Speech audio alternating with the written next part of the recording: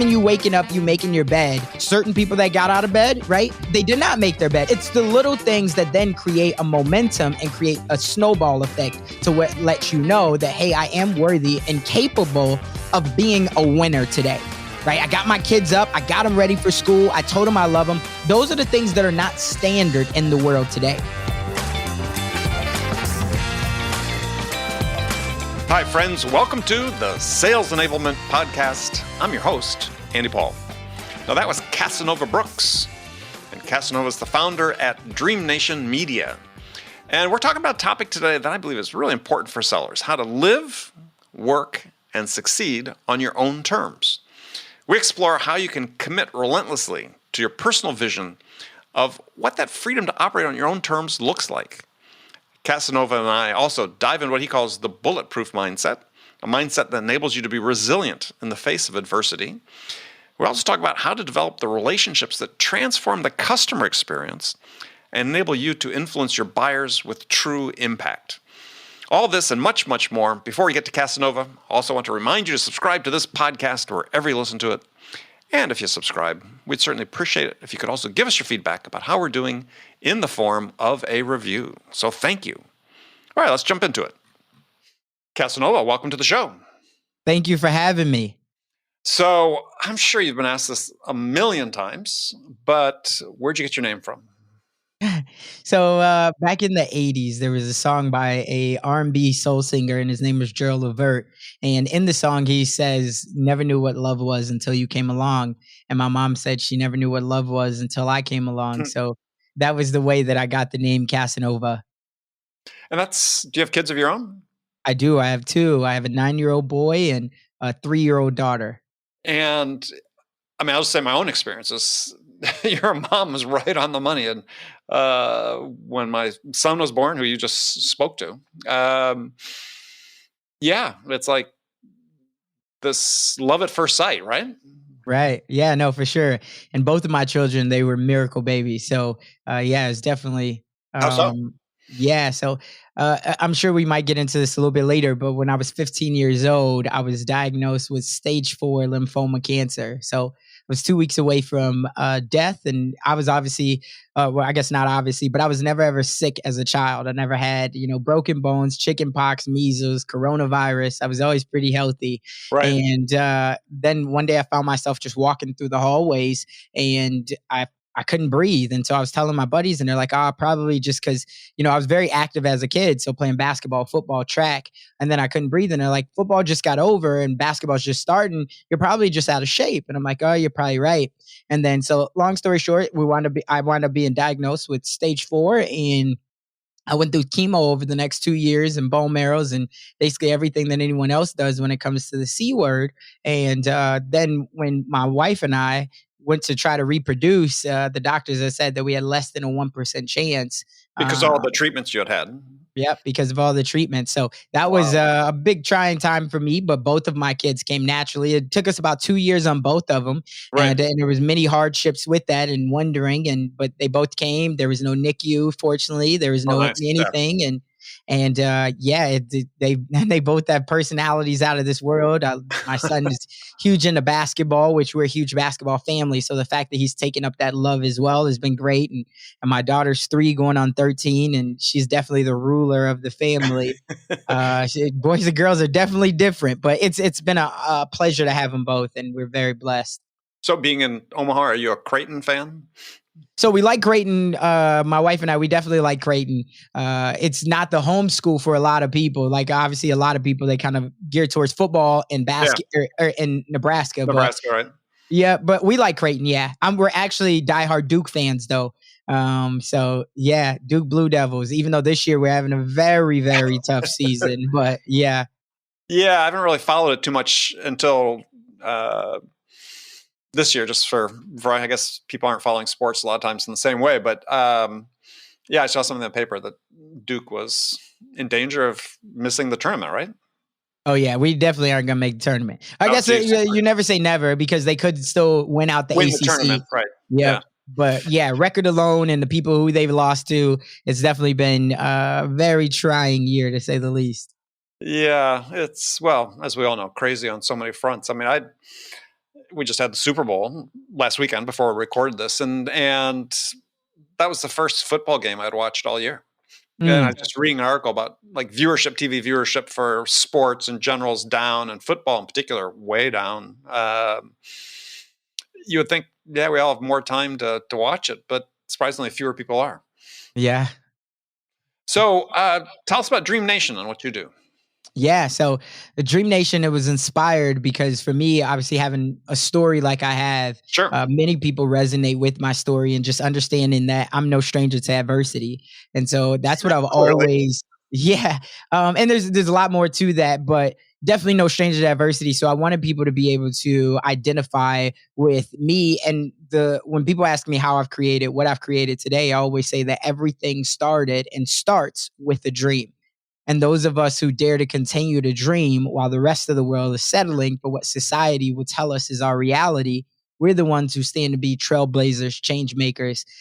Ultimately, we make this world a better place. So that was what Dream Nation was inspired out of.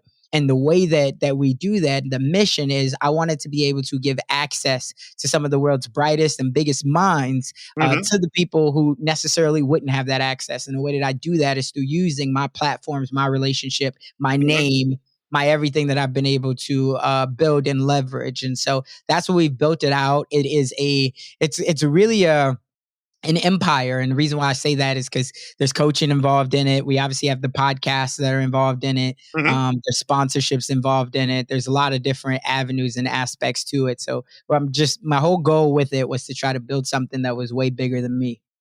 So one of the things that you write about that I want to talk about is you talk about, sort of the dream is living life on your own terms in all areas. And I think that's such an important concept. I mean, it's too often, I think, looked at just as something for entrepreneurs, right? We're going to start this because I want to work for myself. But so here's one of the challenges that I think exists is that how do you do that? How do you achieve this ability to live life on your own terms while working within a corporate setting, right? Because this is a sales podcast, we have a sales audience. I mean, it's that's a challenge, right? Because there's processes you have to follow, there's methods. Everybody's now looking at the metrics, and people sort of feel like they're always under surveillance, right? Is how do you break free within those roles and succeed on your own terms? Yeah, great question. So I think the first thing is you have to get very clear on what it is your goals are in life. Right. So let's take out whatever job that you work for, or if you work for yourself, it doesn't matter. Like, what are your goals in life? And if one of those goals is you want to have freedom to be able to live a life by your design is what I say, then you have to figure out what are the things that you want to do at the end of the day. So for example, let's say that you say, hey, I want to travel the world for 6 months. Well, you have to ask yourself, well, first off, what does that take financially for you to be able to do this? Both the cost of the trip, but then also what does that take for you to be able to leave your job for 6 months? And then you'll have to make sure, okay, well, if it's going to cost me $50,000 on the side, what is my expertise? What am I good at? Because right now, if you're working in a job right now, that means that you have an expertise because you're getting paid to do something. Now, that might be customer service. That might be you're looking at the data. That might be whatever it might be. What is your expertise? So then you write that down. And then on the side, right, when you're not working, what you have to figure out is how much time do I have to allocate towards what could be considered as a hobby, but more so, I'm trying to build it into a side hustle, right? So that's what I would say. And as you build this out into a side hustle, you almost are looked at as a consultant because yes, you're working for this company, and I'm not saying to quit your job or even give lackluster performance, but what I am saying is you have to work harder on yourself than you do on your job. Right. So what does that mean? That means that you have to be figuring out, one, where are the rooms that I can be in for other people that need my service, but they can't afford to pay me at a full-time rate. Because the job that you're working at right now, you might be making 40,000, 60,000, 80,000. If you're really good in sales, you might even be making upwards of 350,000, which makes obviously it very tough to leave depending on where you are. So then you have to ask yourself, okay, well, how much do I need to be able to go full time as a consultant? And then you break those down by the numbers. So I've always been, even though I have a lot of energy, I've always been a numbers guy. And I think that's what attributed to my success in real estate is I would always start with the end in mind. All right. I was looking at what was the after repair value. So for you, if you're just in a sales job, you're always thinking with the end in mind. I need to be able to make $150,000. Okay. Well, that's doable. So then we're going to look at breaking that down into 12 months. How much money do I need to make every single month? Okay, well, if that means that I need to make, $10,000 or $11,000 every single month, whatever that might be, I need to make $11,000 a month and then so we're going from there and we're breaking it down even further. And we're saying, how much is the average client willing to pay for this? Now, if you don't really know what they're willing to pay, you have to ask yourself, what is it worth to them?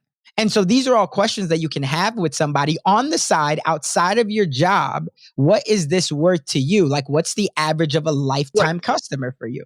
But let me rephrase the question, because I agree on that path, but it sort of went down a different path than I was starting off with, which is within the job, right? I think people are frustrated. I know they're frustrated within the job because, again, they're feeling, more under constant sort of, like I said, surveillance, the KPIs and metrics they have to meet and the activities they have to do. And they think they have this vision of, wow, I could do this job differently. But I just don't have the freedom to do it. Right. And so they're not feeling like they're able to succeed on their own terms within that role. And I think this is a question I was interested in what your perspective on is. How do you do that? Not just by saying, look, I'm going to define some other part of me that will make, become fulfilled and I'm going to keep doing my job. But, in this main path is how do I define myself? How do I work with my manager? How do I said, create some sort of autonomy to help me succeed in a way that's aligned with who I am? Yeah, for sure. So, sorry, going down the other path. I definitely. That's fine. That was good. But this is the sort of key point I was trying to get across. Yeah, no, all good. So I think that it really comes down to understanding what is the mission, the value, the vision of the company, and what is also your mission, value, vision. Because for me, I guess if I was trying to figure out how do I gain more autonomy, I have to figure out how do I make it a win-win scenario for my boss or my CEO, whoever it is. So for me, I'm trying to figure out what is our end vision, what is our end purpose. And then for me, I'm going to try to do both something. The company and yourself. Right. But so they have to align. First off, they have to align, and hopefully they do. That's the whole reason why you're working there and they've kept you. But then we have to figure out where is the gaps that we currently have, because a boss does want you to be able to work autonomously, but they have to feel like that you're somebody who can deliver results if they're not watching. So for me, once I know what's the vision, once we've had these sales meetings and they tell us, okay, we need to create X amount of dollar in revenue. So for me, I'm going to find creative ways to try to do that. And then even before we put it into place, I'm going to bring it up to my manager if we have that type of a relationship. And I'm going to articulate, here's the solution to the problem that we already have, because we've already identified for weeks on end that we have gaps. We have problems. So here's the solution of what I've already come up with. Here's how I think that we can articulate it. Now, here's the best part. I've already put it in my mind, the steps, and I've already wrote this down on paper. So I don't need you to do anything. I just need you to give me 30 days to see if I can change this around for us. So now you've already came up with the solution. You've already came up with the steps. And now they're like, wow, like I can turn my back and Casanova has it. And so that's what I would say. That's how I would do it. But yes, it all starts in the beginning with making sure that my vision and the company's vision is aligned. Yeah, because I think that's a great recommendation. Is writing that down, then having that conversation, identifying the gaps, as you said, because there's such, and especially in the business to business sales world, there's such rapid turnover. Anywhere from, just was reading research yesterday, anywhere from 20 to 30% of B2B sellers, leave their jobs every year, which means for a typical company, they could be creating a whole new sales team every 3 years. And so you think it takes oftentimes about a year for them to reach, I won't call it full productivity, but the desired level of productivity. It doesn't leave somebody much time. And I think the reason people are changing oftentimes is, and certainly data from Gallup and other organizations sort of substantiate that, is they don't feel like they're being given these growth opportunities by their manager. And I think that this idea, which I was one of the reasons I attracted what you were talking about, is that I think people would prefer not to leave a company if they could find a way to sort of feel like they're doing what they want to do without sort of selling out, if you will. Yeah, for sure. And I would agree with that 100% because when you look at it, most human beings, we don't like change, right? So to leave a company and start all over, learn their mission, learn their value, learn their sales processes and everything else, when we thought we already had it made at this company, Right. we don't want to change, right? But what we do want to feel like is that one, we're being heard, and two, we're being included because we all have these visions, we all have ideas. And so the more ideas that I put on the table and the more that you smack them off the table without really listening to me as a boss, that's the quickest way for me to leave and to feel like that I'm not a part of the family. And so for me, my challenge is to make sure that I articulate it in the right way, but then also a boss, their challenge is to make sure that I'm heard, even if we're not going to implement it right away, but to say, I hear you, I receive what you're saying. Let's look at ways that we can implement this because I think that that's very valuable insight of what you just gave. Yeah. Well, I think people wanting to feel heard and understood, even if it doesn't necessarily mean that things always change and go their way, is hugely valuable. And too often it's just sort of concerns are written off. So your process, I like, is because then you document it and you review those with your boss, then everything's on the table. Right. Absolutely. And I think that a lot of the times if we show initiative, if we show leadership, that we can already create solutions without being told what to do because we're constantly looking for the gaps. That's the quickest way for us to feel fulfilled, right? At the end of the day, because we're like, we can do it. A lot of the times it's the talk in our head before we even get to that point. And so if we have that inside of us, then when we come and talk to our boss, we're so much more energized. And then obviously sales is all about energy. How can you convey the energy? If you convey negative energy, obviously you probably won't get the sale, or even worse, you'll get a bad review. But if you convey positive energy, people are like, I don't even know what he said, but it sounds like that there's a lot of growth in that. So well, but to a point you were just sort of aligned with the point you just bring up is, so how do you have that? How do you help people develop that confidence in the value they have to offer? Because I think this is the thing that holds people back. And you think on the sort of the context of people saying, well, I'm going out to interview for a job, and what I want is to get something the employer has. And that perspective is very different than saying, I'm going to go find out if this employer is a suitable place to receive the value I have to give. Yeah. And so just interested how when you work with your clients on how do you help them develop the confidence in this value they have to offer? Yeah. So the first thing is I'm a huge fan of affirmations, and the two most powerful words that I always say is am and will. Right? I am a huge fan of affirmations, right? I will do whatever. And so first it's in the mind, it's about feeling like that you are worthy. How you do that is you start to look at small wins that you've had. Right. And so every day we have small wins. Right. And so even you waking up, you making your bed. So there's certain people that got out of bed, right? That they did not make their bed. It's the little things that then create a momentum and create a snowball effect to what lets you know that, hey, I am worthy and capable of being a winner today. Right. I got my kids up. I got them ready for school. I told them I love them. Those are the things that are not standard in the world today. Right. So you're already winning in that. The second thing is understanding that adversity builds character. A lot of the times we don't want to go through any type of adversity, right? So we don't. So initially we can't say that, we're afraid of rejection. But if you think about it, this is something that I say to people all the time. I say, do you understand that pressure busts pipes, right? And they say, oh yeah, but also pressure creates diamonds. right? Pressure. And so you have to ask yourself when you're going through adversity, you have to ask yourself, am I a busted pipe or am I a beautiful diamond? For a lot of people, they're going to say, I'm a beautiful diamond.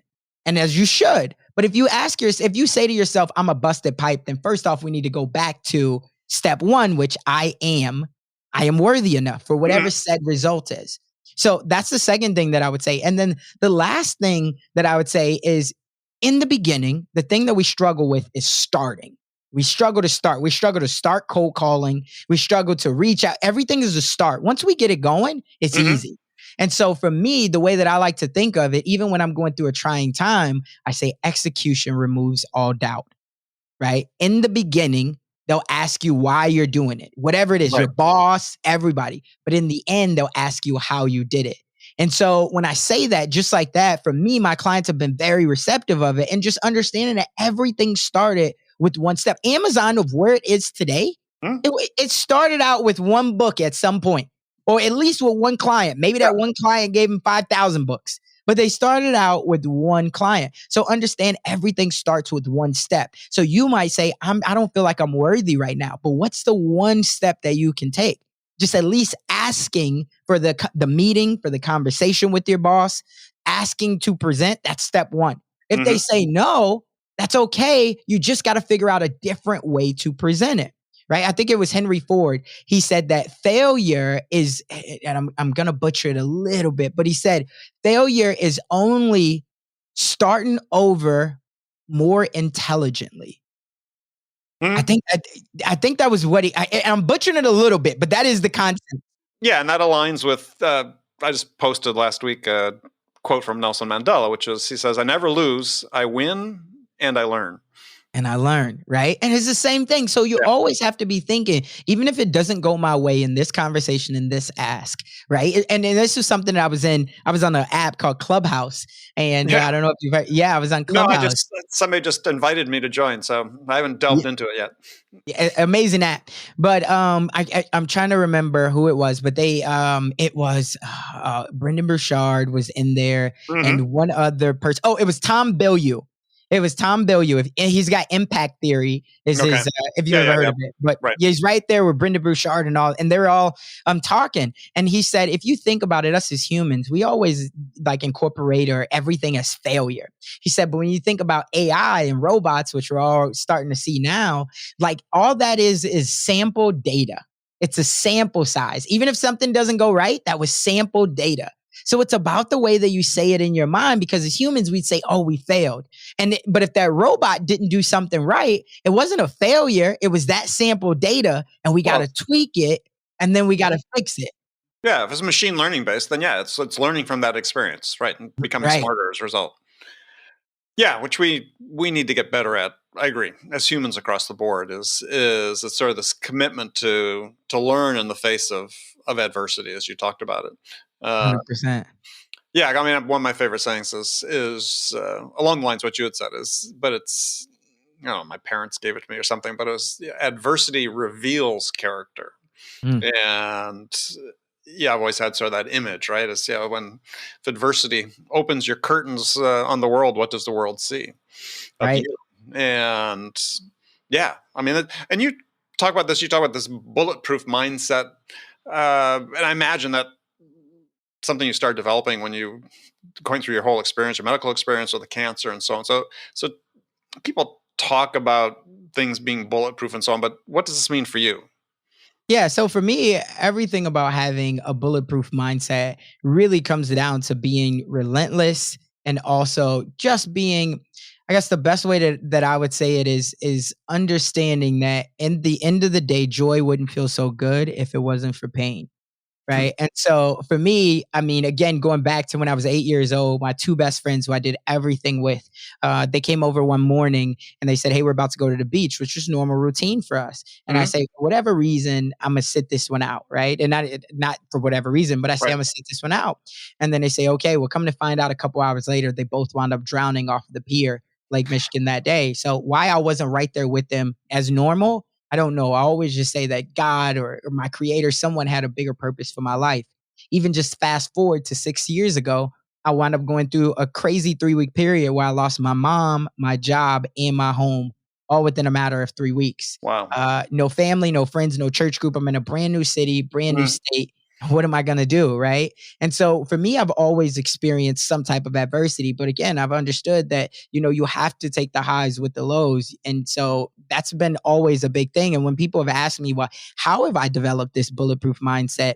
I think that there's 3 key components to what I've been able to do. Number one is I've always just focused on my energy. Right. I can't control the result. I can't control the outcome. Tom Brady couldn't control the outcome of that Super Bowl, but what he could control is his effort and Yep. his energy. Yep. So that's what I've always tried to focus on. Every single conversation that I get into, what's my energy like? Do I leave you feeling inspired and impacted, or do I leave you feeling, pessimistic and down? And you're like, I don't know if I want to have another conversation with that guy. Mm-hmm. Brings my energy down. The second thing is my environment. And before I go on, I mean, that's a choice. That's an easy choice to make. I mean, these are types of things in sales, as I keep telling people, is that it costs you nothing to do this.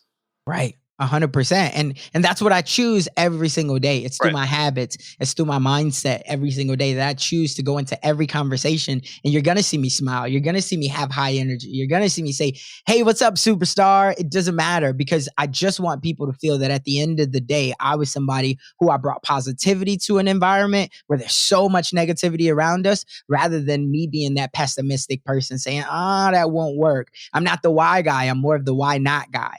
And so, yeah, but I think by the same token, though, I mean, when you think about this in a specific, sales example, is right now there's been this emphasis in the last year or two as you train sellers to say, hey, the customer doesn't have time for small talk before you get into the meat of the things. And it's like, of course they do, right? This is how they see your energy. This is how they see this aspect of you that you're talking about, this positivity. If you just jump right into it, you're this dour business only, and that's not, quite frankly, that's not very interesting to people. yeah, there's no connection there. Right. We as human beings, we all want connection. So for me, I think everyone's in sales in some component. But if you think about it, yeah, we're all in affiliate marketing. We're all in some type of sales, because every single day. We all influence other people, yes. Exactly. And so you have to figure out what is the connection that you have with that person, because we don't buy products or services. We buy people. We buy why they do what they do. So if I go into your office and I'm looking and I see you have a Chiefs logo on there, I'm saying, hey, I want to ask you, are you going to be watching the Super Bowl? Where are you watching the Super Bowl? What do you think of Pat Mahomes? Do you think they can overcome? That's what I'm going to do, because I need to gain some type of connection, because we know at the end of the day, it doesn't matter if it's B2B or B2C. People do business with people who they know, like, and trust. Right. And so they have to be able to like you and trust you. But the only way they can do that is by getting to know you at some level. Yeah, it's interesting. There is, certainly in the B2B sales world, there's certain people that, sort of taken upon themselves to say, well, yeah, no, these connections aren't important, right? Mm. All you got to do is you just only have to solve the problem for the buyer. And the buyer, they don't have to like you. They don't have to trust you. Just solve the problem. And I'm like, yeah, that's not the world that I live in. That's not the world that people that I deal with is. Yeah, they want to trust you, and before they trust you, they have to. Yeah, I think like is a word that some people they put too many connotations on, right? I mean, to me, I think the ideal relationship you want to have with a prospect or a customer.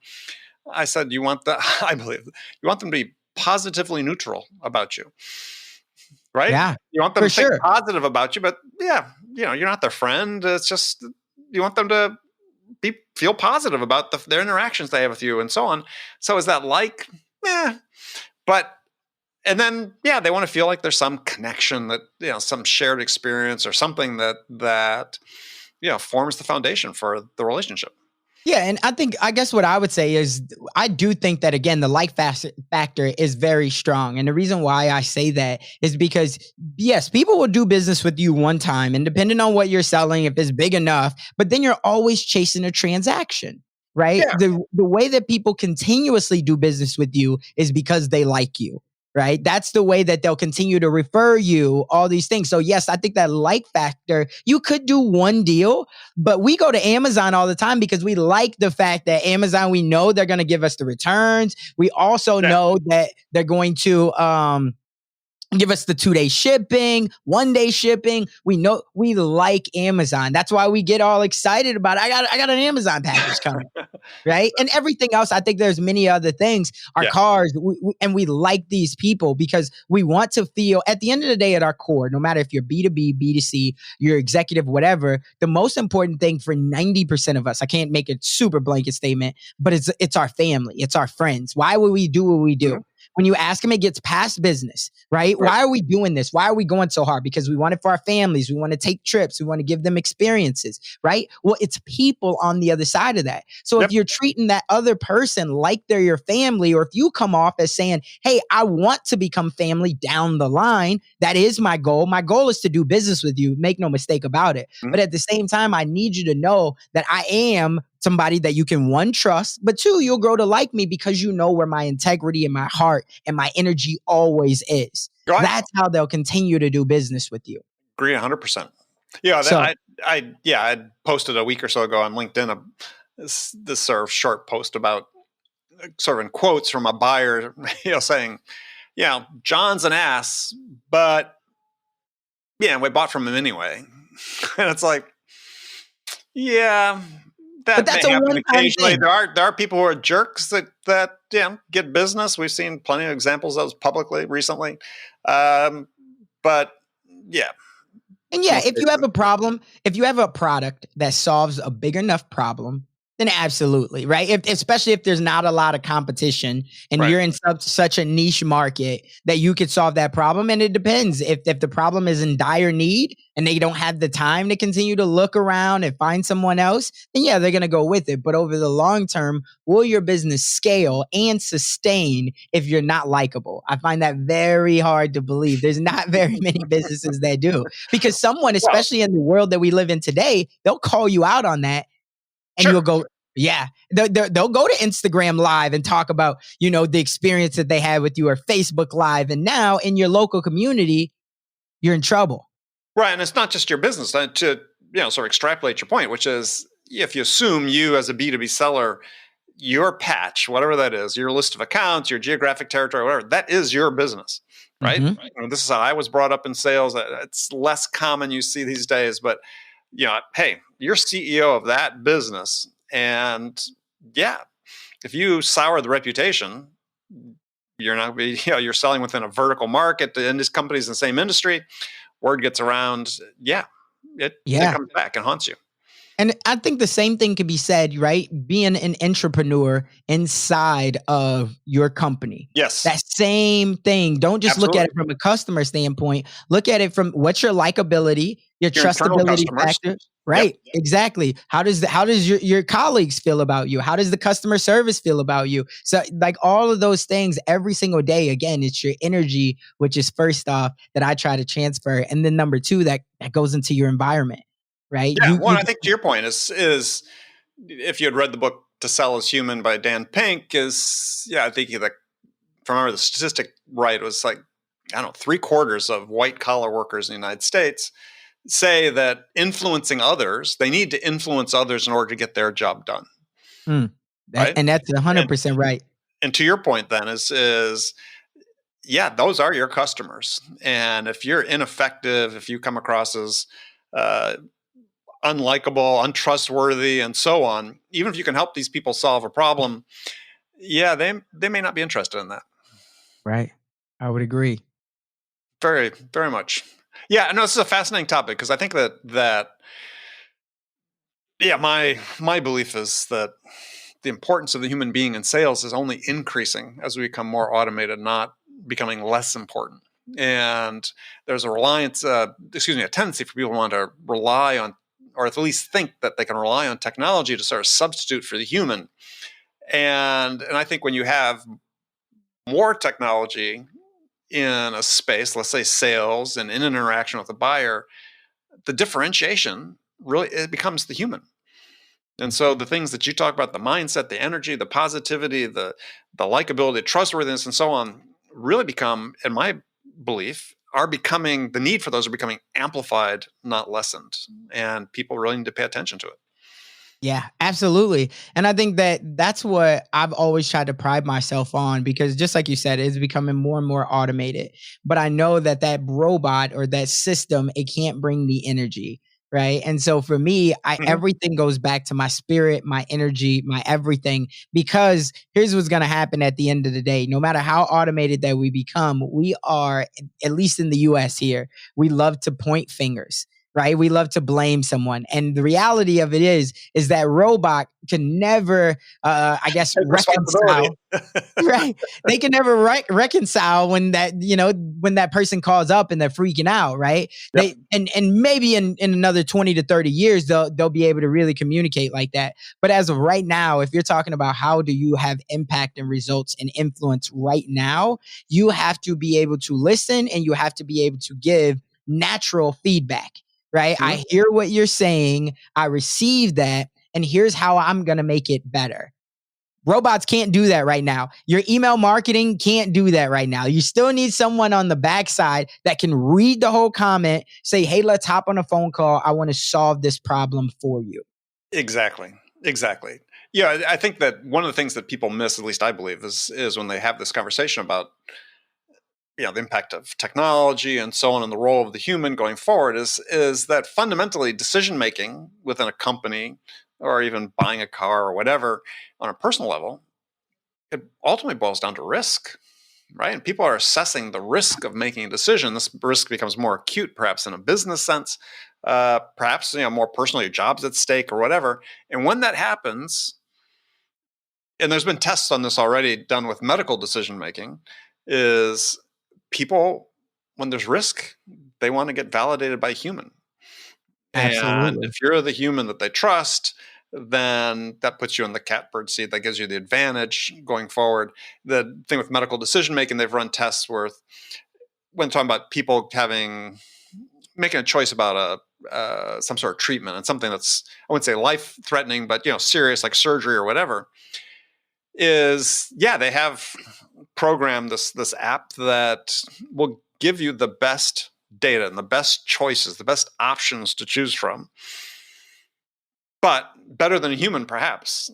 But when given the choice, the patients always want to talk to the doctor. A human. Yeah. Right.